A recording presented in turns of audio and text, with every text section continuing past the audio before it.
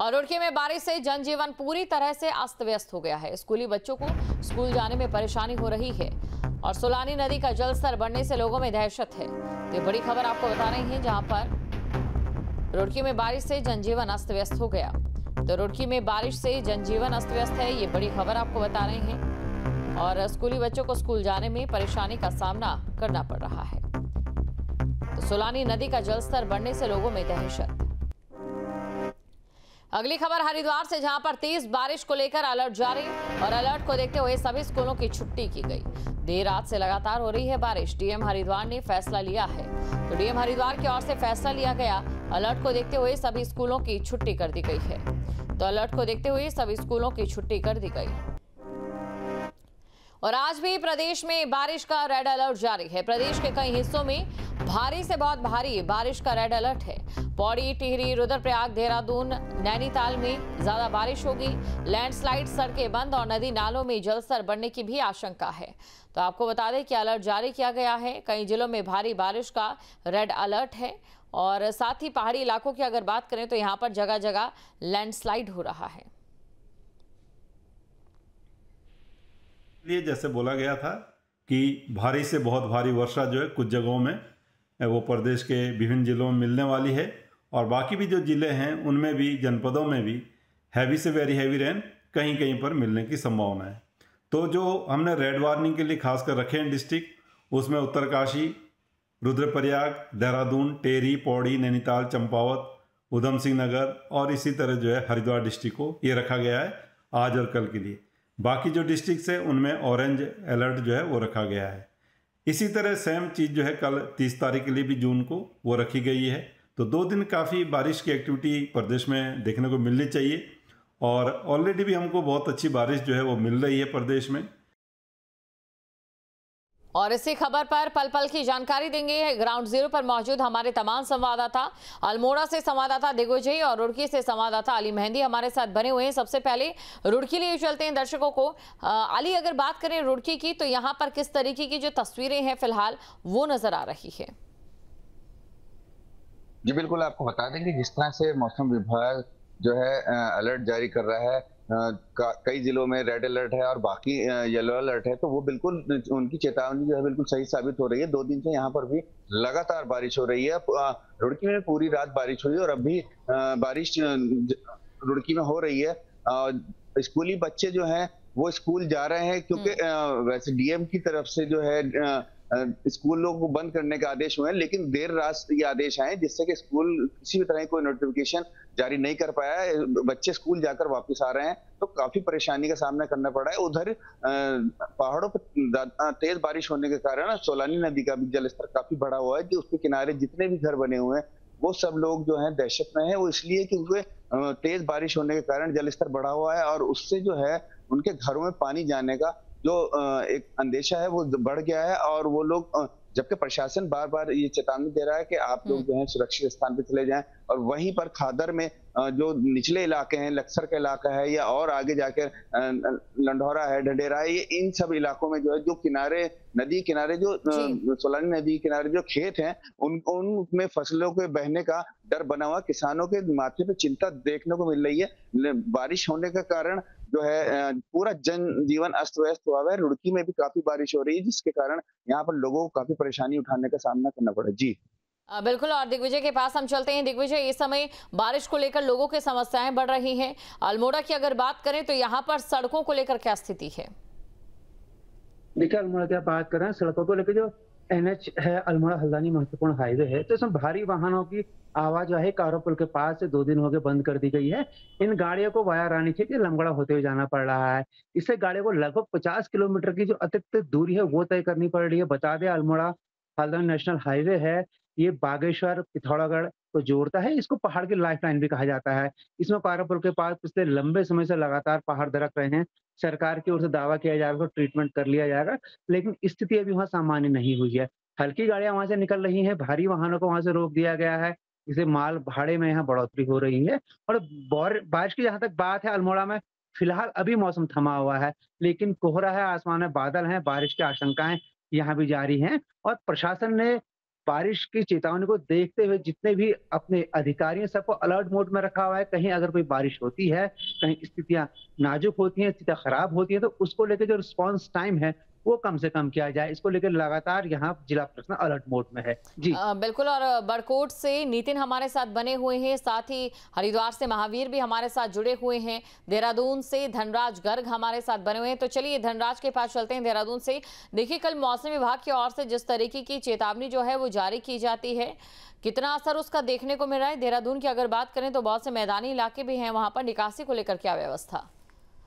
जी, बिल्कुल। देखिए, जिस तरीके से मौसम विभाग की तरफ से चेतावनी जारी की गई थी और साफ तौर पर कहा गया था कि आने वाले 2 से 3 दिन उत्तराखंड पर भारी गुजर सकते हैं और वो चेतावनी कहीं न कहीं सच साबित होती हुई नजर आ रही है, क्योंकि 24 घंटे से भी अधिक हो गए हैं कि उत्तराखंड के अंदर जो बारिश है, वो लगातार बरसती हुई नजर आ रही है। और इससे कहीं न कहीं एक तरीके से कहा जा सकता है कि जो बारिश का कहर है, वो उत्तराखंड के अंदर देखने को मिल रहा है, क्योंकि पहाड़ी क्षेत्रों की बात करें तो पहाड़ी क्षेत्रों में भी कई जगहों पर रास्ते बंद हुए हैं, यात्रा बाधित हुई है। और इसके साथ ही यदि मैं मैदानी क्षेत्रों की बात करूँ, राजधानी देहरादून की बात करूँ, तो जो नदी नाले हैं वो उफान पर है, जिसके चलते कई घरों में पानी भी भर गया है। हालांकि शासन प्रशासन की तरफ से जो निर्देश पहले दिए गए थे कि जो नदी नाले हैं उनको साफ कर लिया जाए, लेकिन उसके बावजूद भी देखिएगा कि नगर निगम की पोल कहीं ना कहीं यहाँ पर खुलती हुई नजर आती है, क्योंकि जब भी बारिश होती है तो सड़कों पर पानी कहीं ना कहीं बहता हुआ नजर आता है, जो लोगों की दुकानों में और घरों में घुसता है, जिससे काफी नुकसान कहीं ना कहीं जनता को उठाना पड़ता है। लेकिन वह देखिएगा कि मुख्यमंत्री पुष्कर धामी लगातार निर्देश भी अधिकारियों को दे रहे हैं कि जहां पर भी इस तरह की स्थिति हो, वहां पर तुरंत जो कार्य है, निर्माण कार्य, वो चलाया जाए और वहां पर से पानी निकालने का सिस्टम बनाया जाए। और उस सिस्टम को बनाने के लिए कहीं ना कहीं जो जिलाधिकारी हैं वो लगातार प्रयास कर रहे हैं और लगातार अधिकारियों को निर्देशित कर रहे हैं कि जिन मोहल्लों में पानी भरा है उसको निकालने के लिए वहां पर ड्रेनेज सिस्टम सही किया जाए, किसी भी तरीके से वहां से पानी निकाला जाए, चाहे वो जनरेटर के माध्यम से निकाला जाए या अन्य माध्यम से। और लगातार देखा भी जा रहा है कि जो प्रशासन की टीम है वो लगातार मुस्तैद नजर आ रही है और लगातार कहीं ना कहीं जनता के बीच में जाकर जो पानी भरा है उसको निकालने का प्रयास जरूर कर रही है। लेकिन वही देखिएगा कि 24 घंटे से अधिक उत्तराखंड में बारिश बरसते हुए हो चुके हैं, तो कहा जा सकता है कि एक आफत की बारिश उत्तराखंड के अंदर बरस रही है और अभी भी मौसम विभाग की तरफ से कई जिलों के अंदर रेड अलर्ट जारी किया है और भारी से भारी बारिश होने की संभावना जताई गई। बिल्कुल। और चलिए अब बात करते हैं हरिद्वार की, क्योंकि वहां पर भी जो नदी का जलस्तर है बढ़ चुका है, बहुत से लोग हरिद्वार पहुंचते हैं और ऐसे में क्या कुछ व्यवस्था की जा रही है, जानना चाहिए महावीर, क्योंकि श्रद्धालु पहुंचते हैं, पर्यटक यहां पर पहुंचते हैं।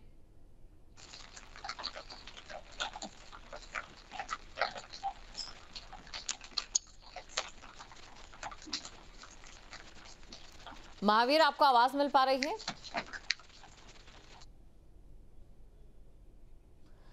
तो महावीर से एक बार फिर से हम जुड़ने की कोशिश करेंगे, लेकिन तब तक लिए चलते हैं बड़कोट और नितिन हमारे साथ बने हुए। नितिन, देखिए, पहाड़ी इलाकों की अगर बात करें तो यहाँ पर बारिश अपना कहर बरपा रही है, जिससे सीधे सीधे आम लोगों के अलावा जो यात्री हैं वो सबसे ज्यादा प्रभावित हैं।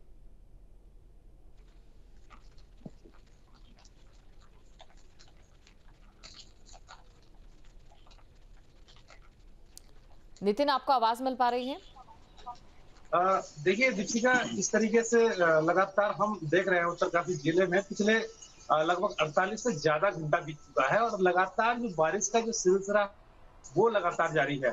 उत्तरकाशी जिले में गंगोत्री और यमुनोत्री धाम यहाँ पे हैं और 4 धाम की यात्रा में यमुनोत्री धाम की यात्रा से श्रद्धालु अपनी शुरुआत करता है, लेकिन ये पिछले 24 घंटे से यात्रा पूरी तरीके से रोक दी गई है, जिसका सबसे बड़ा जो कारण है वो है यमुनोत्री राष्ट्रीय राजमार्ग के सिलाई बैंड के पास की स्थिति, जहां से सड़क का एक बहुत बड़ा हिस्सा भूस्खलन की जद में आके पूरी तरीके से बह चुका है। यहाँ पे बादल फटने की जो घटना है वो सामने आई थी। अभी भी जो 7 मजदूर हैं वो अभी भी लापता है कि 200 कल देर शाम तक वो बरामद कर लिए गए थे। एसडीआरएफ, एनडीआरएफ या फिर इसके अतिरिक्त आईटीबीपी और जो स्थानीय प्रशासन की जो टीम है वो मौके पर मौजूद है और बारिश रुकने का इंतजार कर रही है कि बारिश रुके तो अपने वो रेस्क्यू अभियान को अंजाम दे।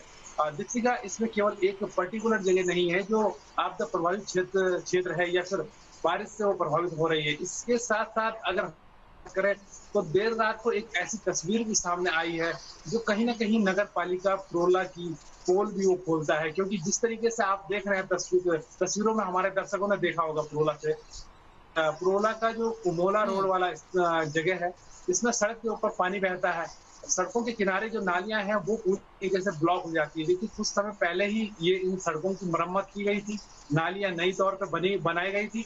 लेकिन इसमें एक बात का ख्याल ये नहीं रखा गया, जो कार्यदायी जो ठेकेदार था उसके द्वारा जो मटेरियल है इसी तरीके से बहा दिया गया। जब पानी बहुत तेजी से चला तो वो पूरा मटेरियल नालियों में जाके उसको ब्लॉक कर दिया, और नतीजा इसका ये रहा कि पानी ओवरफ्लो के बाद दुकानों में जा घुसा। तस्वीरों में साफ देखा जा सकता है पूरी अफरा तफरी के साथ जो दुकानदार है वो अपनी दुकानों से पानी हटाते हुए नजर पूरी रात भर दिखे। इसके साथ साथ दीक्षिता, यहाँ पे अभी अगर मैं बात करूं तो घाटी का निचला क्षेत्र हो या ऊंचाई वाला क्षेत्र, बारिश का जो दौर है लगातार जारी है। जो यहाँ की प्रमुख नदी है, यमुना नदी है, टॉस नदी है, अपने पूरे उफान पर चल रही है। गदेरे हैं, गदेरे भी अपने पूरे उफान पर चल रहा है। जो स्थानीय प्रशासन है, जिला प्रशासन, उनकी तरफ से साफ तौर से एक दिशा निर्देश जारी किया हुआ है, खासकर अलर्ट को लेके कि जो नदी नाले और गदेरों में जो आसपास में जो रहने वाले जो लोग हैं वो सतर्क रहें, इनके किनारे बिल्कुल भी ना जाएं, क्योंकि जलस्तर जो है अब काफी बढ़ चुका है और जिस तरीके से बारिश का दौर लगातार जारी है, इसने कहीं ना कहीं लोगों की जो समस्याएं हैं उन्हें और बढ़ा दिया है। हरिद्वार लिए चलते हैं, महावीर हमारे साथ बने। महावीर, देखिए धर्म नगरी हरिद्वार, यात्री भी आते हैं, श्रद्धालु भी, लेकिन गंगा का जलस्तर बढ़ने से यहाँ पर कितना असर? बिल्कुल, देखिए क्योंकि जिस तरह की स्थिति पूरे प्रदेश में है, अलग अलग शहरों में है, और अमूमन यही स्थिति हरिद्वार की भी है। हरिद्वार इसलिए ज्यादा खास हो जाता है क्योंकि यहाँ पर धर्मनगरी हरिद्वार है, और साथ ही साथ जो गंगा स्नान के लिए यहाँ पर तीर्थ यात्रियों का जो लगातार आना जाना लगा रहता है। और शायद यही एक बड़ी वजह है कि मौसम विभाग ने जिस तरह से अलर्ट जारी किया और उसके बाद से गंगा भी तूफान पर दिखाई दी। हालांकि इस समय जो गंगा का जलस्तर है वो चेतावनी लेवल से नीचे है, लेकिन कल जिस तरह से हमने देखा था कि चेतावनी लेवल को पार कर गया था गंगा का जलस्तर, और उसके बाद से हरिद्वार जो पुलिस है उसने एहतियात बरतते हुए जो गंगा के जितने भी घाट है वहां पर लोगों को सचेत करना शुरू कर दिया था। जो गंगा के घाटों के किनारे जो बस्तियां बसी हैं उनको वहां से हटाने का काम शुरू किया था, क्योंकि जाहिर सी बात है कि जिस तरह से मौसम यहाँ से लगातार बारिश की चेतावनी भी दे रहा है मौसम विभाग, तो उसको देखते हुए यहाँ पर एहतियात बरतना बहुत जरूरी है। क्योंकि हरिद्वार का सबसे सेंसिटिव इलाका जो है वो खादर वाला क्षेत्र है, जहां पर कि लगातार पहाड़ों पर हो रही बारिश का सीधा असर देखने को मिलता है। गंगा का जलस्तर जैसे जैसे बढ़ता है तो यहाँ पर बाढ़ की संभावनाएं प्रबल हो जाती है, और शायद यही एक बड़ी वजह है कि जो बाढ़ चौकियां हैं और दूसरे जो पॉइंट्स बनाए हुए हैं एहतियात के तौर पर, आपदा विभाग को 24 घंटे कंटिन्यू अलर्ट मोड पर रखा गया है। जो तमाम तरह की जो चीजें हैं वो करने का यहाँ पर प्रयास किया गया ताकि किसी भी तरह की जो आपदा की स्थिति अगर बनती है तो उसके बाद जो रेस्पॉन्स टाइम है वो कम हो और लोगों को राहत मिल सके।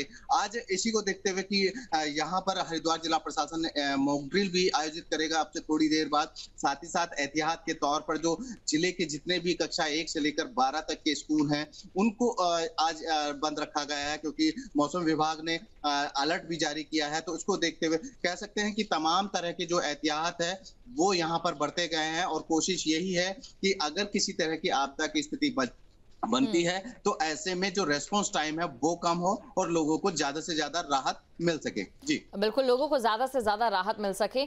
और एक बार दिग्विजय के पास हम चलते हैं। देखिए दिग्विजय, अब चारधाम यात्रा को लेकर हम बात करते हैं। देखिए चारधाम यात्रा का जो सुबाब होता है शुरुआती दौर में ज्यादा होता है, पर्यटक और साथ ही जो श्रद्धालु होते हैं एक बड़े आंकड़े के तौर पर पहुंचते हैं, लेकिन ये रफ्तार अब पूरी तरह से धीमी पड़ती नजर आ रही है। तो देखिए मौसम की जो मार है प्रकृति के आगे हमेशा मानव बौना साबित रहा है। वहां लगातार बादल फटने की जो घटना उसके बाद पूरा जो सड़क है वो वॉश आउट हो गई है, तो इसमें हर लोगों को जाने में तमाम दिक्कतों का सामना करना पड़ता है। पर सरकार भी लगातार लोगों को चेता रही है कि मौसम का पूर्वानुमान देख के निकलें, मौसम कैसा है उसको जान लें, परख लें, उसके बाद निकलें। अगर श्रद्धालु लगातार इस रूट पे चलते हैं तो उससे जो सरकार है उसकी भी तमाम दिक्कतें बढ़ती हैं। साधन सीमित है, लगातार सरकार अलर्ट मोड में लोगों को बचाने के लिए जी जान से प्रयास किए जा रहे हैं। अगर जो भी यात्री कहीं फंसे, सरकार ने उनको लगातार स्थानीय प्रशासन से कहा है कि उनको सुविधा मुहैया कराएं। इसके लिए जो श्रद्धालु वहाँ जाना चाहते हैं उनको भी इस बात का ध्यान रखना पड़ेगा कि मौसम अभी खराब है, प्रकृति अभी अनुकूल नहीं है, तो वो लोग कम निकले। हालांकि जो चारधाम यात्रा है वो फिलहाल रोक दी गई है। आज के मौसम को देखने के बाद उसमें निर्णय लिया जाएगा कि वो कब से शुरू की जाएगी।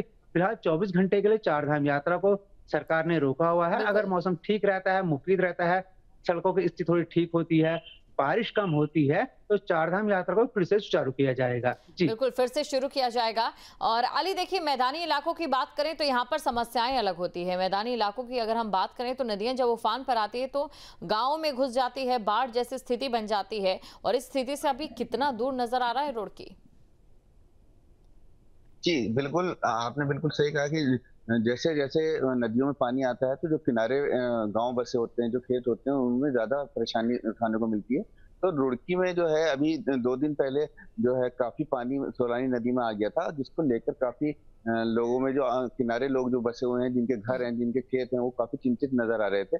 तो यहाँ मैदानी इलाकों की बात करें तो रुड़की में भी काफी लोगों को डर है, क्योंकि यहाँ पर जल भराव भी हो जाता है। जैसे ही सोलानी नदी का जल स्तर बढ़ता है तो जो निचले इलाके हैं, जैसे कि रामपुर है और आपका आदर्श नगर है, इधर सिविल लाइन है, तो इन सब इलाकों में जो है ये पानी, नदी का पानी आ जाता है, जिससे कि लोगों को काफी परेशानी उठानी पड़ती है। लोगों के घरों में पानी घुस जाता है। पिछले साल भी इसी तरह से हुआ था कि जब नदी का जलस्तर बढ़ा था तो रामपुर में काफी पानी आ गया था, जिससे लोगों को काफी परेशानी उठानी पड़ी थी। तो मैदानी इलाकों में जहां जहां नदियां हैं, जहां जहां पर बड़े तालाब या इस तरह से, तो वहां पे जिस तरह से बारिश हो रही है तो उस तरह से खतरा बना हुआ है। और अभी तो मानसून की शुरुआत है। अभी देखिए आगे जिस तरह से बारिश हो रही है और जिस तरह से अभी मौसम है, तो आगे जो समय है, अभी तो पूरा सीजन बारिश का बाकी है। तो आगे अगर इसी तरह से बारिश हुई तो लगता है कि आगे जो है काफी बड़ा नुकसान हो सकता है जिस तरह से। और नगर निगम और रुड़की में नगर निगम भी है, ने जो तैयारी की है वो भी नाकाफी दिखाई दे रही है। नाकाफी दिखाई दे रही है। और चलिए धनराज के पास चलते हैं। देखिए धनराज, अगर बात करें जो तमाम निर्देश हैं या फिर जो योजनाएं हैं वो जाहिर तौर पर देहरादून से ही बनती है, और ऐसे में क्या लगता है कि कौन सा एक ऐसा प्लान है जो कहीं ना कहीं सटीक बैठ रहा है बदलते इस मौसम को लेकर, जो बारिश हो रही है, या किस तरीके से प्रशासन की जो तैयारी है वो देहरादून से?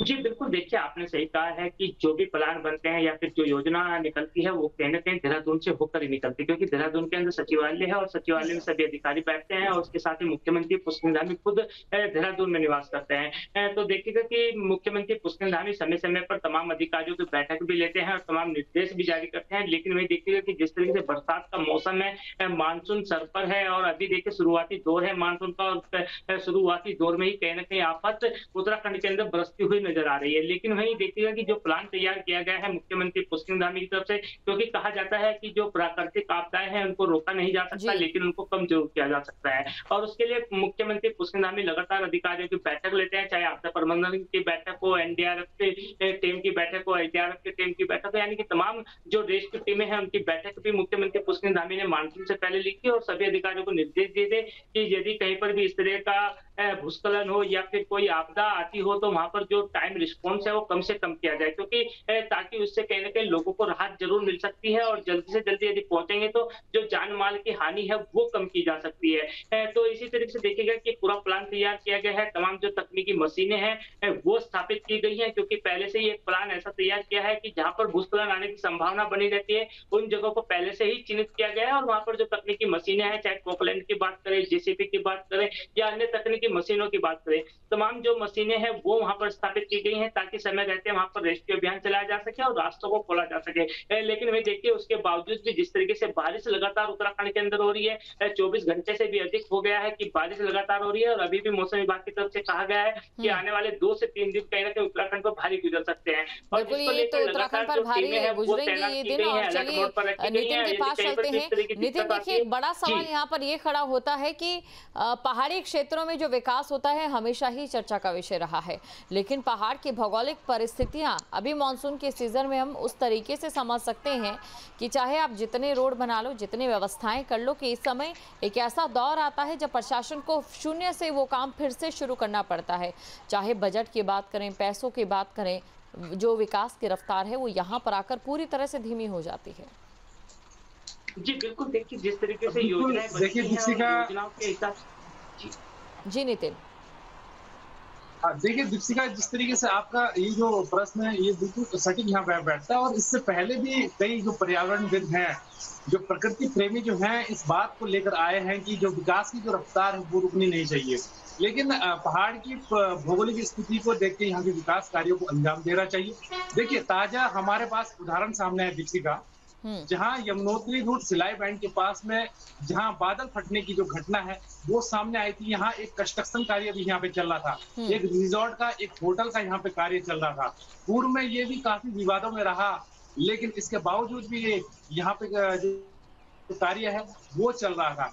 इस स्थान पर यानी जो सिलाई बैंड है, इससे पहले भी यहाँ प्रकृति आपदा का जो प्रकोप रहा है, कई बार यहाँ इससे पहले बादल फटने, अतिवृष्टि की घटनाएं भी यहाँ पे सामने आई थी। बड़े बड़े बोल्डर, उससे राष्ट्रीय राजमार्ग कई बार यहाँ पे बाधित हुए हैं, सड़क गाड़ियों के ऊपर पत्थर भी आए हैं, लेकिन इस जगह को कभी भी सुरक्षित जगह नहीं बनाया गया। लिहाजा यहाँ पे एक होटल और एक कंस्ट्रक्शन का कार्य भी चलता रहा। इसके पीछे किन लोगों का हाथ था, कौन कौन विभाग जिम्मेदार है, ये एक प्रश्न जरूर बैठता है, और इसमें एक जो जांच है वो जांच भी कहीं ना कहीं भविष्य में बनती हुई है। बिल्कुल, जांच की दरकार यहाँ पर नजर आ रही है। महावीर के पास चलते हैं। महावीर, देखिए हरिद्वार को चारधाम यात्रा का मुख्य द्वार कहा जाता है। ऐसे में हरिद्वार में इस समय चारधाम यात्रा को लेकर क्या भक्तों की आमद पूरी तरह से घट चुकी है, या फिर जिन लोगों का जो चारधाम यात्रा को लेकर जो रोक अभी फिलहाल अस्थायी तौर पर लगाई गई है मौसम को देखते हुए, वो लोग अपने रुकने का जो बंदोबस्त है किस तरीके से कर रहे हैं, और सरकार की ओर से क्या मदद की जा रही है? बिल्कुल, देखिए जिस तरह से चारधाम यात्रा को लेकर 24 घंटे की जो रोक थी वो लगाई गई है, लेकिन हरिद्वार में मैं बताऊं कि चारधाम यात्रा का तो प्रवेश द्वार एक तरह से है ही, साथ ही साथ यहाँ पर अब कावड़ मेले की भी शुरुआत होने वाली है। सावन का जो कावड़ मेला है वो विश्व प्रसिद्ध ऐसी एक बड़ी यात्रा है जो कि मीलों, सैकड़ों मील लंबे रास्ता तय करके शिव भक्त यहाँ पर पैदल पहुंचते हैं और गंगा जल लेकर अपने अपने शिवालय की ओर जाते हैं। तो ये तमाम तरह की जो चीजें हैं वो काफी महत्वपूर्ण हो जाती हैं ऐसे मौसम में। हालांकि जो शिव भक्त होते हैं उनके लिए बड़ी मापूत मौसम होता है, उनके लिए मुफीद वाला मौसम एक तरह से होता है, क्योंकि ऐसे में जो गर्मी से उन्हें राहत तो मिलती है। साथ ही साथ अगर हम चारधाम यात्रा की बात करें, क्योंकि चारधाम यात्रा पर रोक है, तो यहाँ जो यात्री पहुंच रहे हैं पंजीकरण के बाद हरिद्वार में ही रुक रहे हैं। हरिद्वार के होटल, धर्मशालाएं, तमाम पूरी तरह से बुक नजर आ रहे हैं। शुक्रिया आप सभी का ग्राउंड जीरो से तमाम तस्वीरें दिखाने के लिए और जरूरी जानकारी दर्शकों तक पहुंचाने के लिए। जहां भक्ति है हर शब्द में, कथाओं में छिपे हैं दिव्य रहस्य, और ज्योतिष देता है जीवन को दिशा। धर्म से जुड़ी हर बातों को जानने के लिए हमारे चैनल स्तुति को सब्सक्राइब करें। चैनल पर जाने के लिए इस लिंक पर क्लिक करें।